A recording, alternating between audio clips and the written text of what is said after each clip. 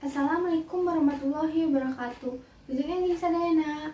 Bapak sareng Ibu guru anu kusim kuring itu hormat, sareng cangan sadaya anu kusim kuring itu cinta. Langkung ti payun, mangga urang sanggakeun puji sareng syukur ka Gusti Allah anu parantos marengkeun urang sadaya dugi ka tiasa patepan dina ieu acara. Alhamdulillah, urang tiasa kempel dina ieu acara dina kaayaan sehat walafiat. Para wargi sakola anu kusim kuring itu hormat, dina ieu waktos simkuring bade ngaduikeun hiji pidato atau biantara anu judulna budaya Sunda anu kasar di mancanegara. Umumna masyarakat luas terutami anu lain orang Sunda ngan ukur terang budaya anu aya di Sunda ieu nyaeta angklung. Selain angklung oge aya seni budaya lain siga alat musik, tarian, pertunjukan tradisional jeung sajabana.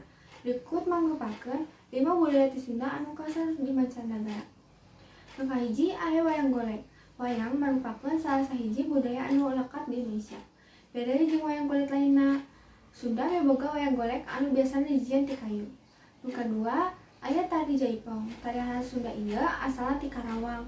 Tarian ieu diciptakeun ku Haji Suwanda di tahun 1876 jeung merupakan tarian kombinasi. Tari Jaipong nyaeta percampuran ti seni pencaksilat sareng tari topeng banjak, katukilu, jeung wayang golek.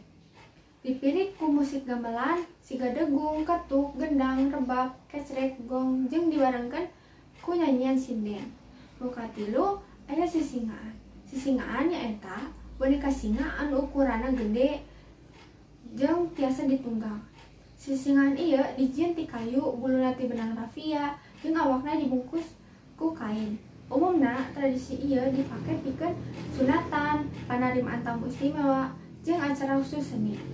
Nu kaopat aya tarian kuda renggong. Tarian ieu asalna ti Sumedang. Renggong sorangan ngagaduhan hartos keahlian. Dina acara seni ieu, panari ngagunakeun kuda anu tos dilatih nuturkeun wirahma, musik jeung panari.